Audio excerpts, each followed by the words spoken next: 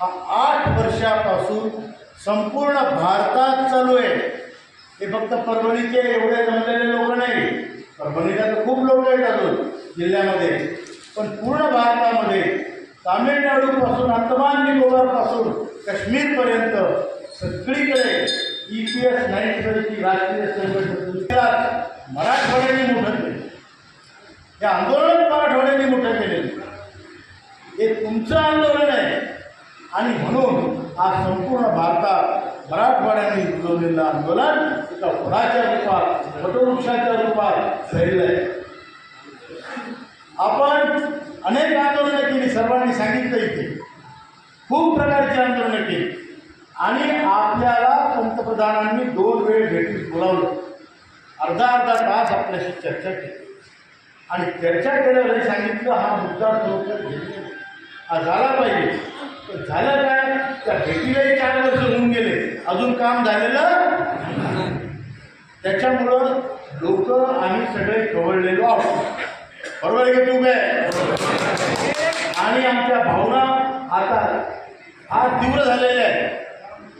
आपल्याला लोकसभेत अपेक्षा होती, आपण नुसतं पंतप्रधानांनी भेटलो, आपण वित्तमंत्र्यांना 2 वेळ बैठका झाल्या, भेट जाऊन फोटो काढणे नाही, बैठका झाल्या, वित्त सचिवाशी, श्रम मंत्र्याशी, श्रम सचिवाशी सगळीकडे बैठक झाल्या आणि एवढ्या सगळ्या बैठका झाल्यानंतर आता ती पेन्शन कशी देऊ शकतो याचे सगळे फॉर्म्युले आपण तयार करून त्यांना दिलेले आहेत। अजून काय देऊ शकतो, वित्तमंत्र्यांकडून काय देऊ शकता, श्रममंत्री EPFOकडून काय देऊ शकतो, हे सर्व फॉर्म्युले आता तयार आहेत आणि आपलं काम लवकरच होणार आहे।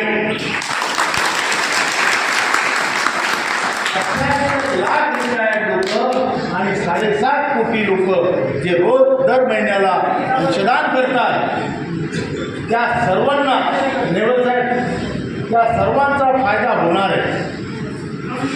मी नेवल साहेबांचं नाव विचारून बोलून घेतो, या सगळ्यांचा फायदा होणार आहे आणि सर्वांच्या चेहऱ्यावर हसी येणार आहे, मुस्कुराहट येणार आहे, खुशी येणार आहे आणि ते काम आपलं फार लवकर होणार आहे।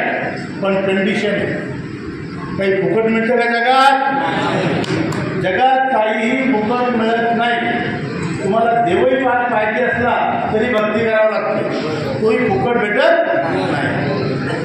एक काम करायचं आहे, मुंबईला आपली परवा दिवशी 1 तारखेला सभा आहे, आझाद मैदानावर। ती सभा काय, ज्या ज्या असंख्य लाखो लोकांच्या भावना आहेत त्या सरकारला कळल्या पाहिजे आणि सरकारला आतापर्यंत आझाद मैदानावर आपण आंदोलन केलं नाही, मुंबईला आंदोलन केलं नाही, कारण काय, आतापर्यंत महाराष्ट्राचे इलेक्शन नव्हते, बरोबर आहे की नाही? आपण आता असा पवित्रा घेतलेला आहे, जर सरकारने आमचं काम केलं तर आम्ही सरकारचं काम 100% करू, जर सरकारने आमचं काम केलं नाही तर या सरकारचा एक माणूस पाडण्याची जबाबदारी आम्ही। मान्य आहे का तुम्हाला? जो आपलं काम करेल तो राज्य करेल, जो काम करणार नाही त्याला भेट पकड्यावडाला आम्ही पाहिजे, बरोबर आहे की नाही?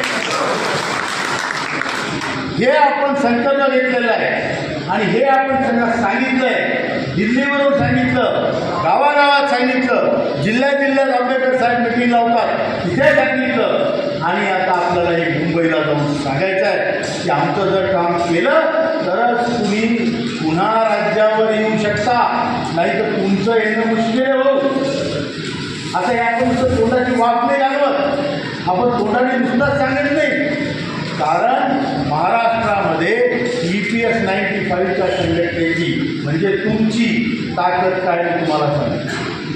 हनुमंताजवळ ताकद होती महाराज, पण त्यालाही सांगायला जामवंत लागला, तू गेला त्याच्याजवळ भाऊ त्याच्यावर ताकद आहे माहिती मार उडी, तेव्हा त्याला उडी मारली, बरोबर आहे की नाही? तुम्ही आमचे हनुमंत आणि आम्ही तुमचे जांबुवंत,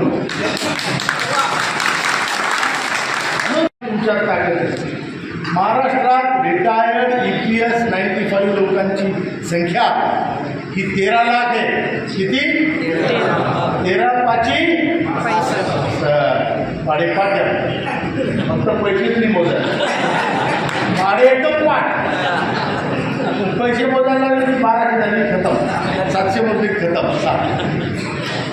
म्हणून आपल्याला ते पैसे आपले पाडेपाट आहे ना, आता पैसे मोजायची आदत आपण टाकणार. तर 65 लाख 5 लोक तर एक माणूस जोडू शकतो मी. घरातले कुटुंबाचे शेजारी मित्र, बरोबर आहे की नाही? आणि हे केस आपण त्या उन्हात असे ढवळे गेले का?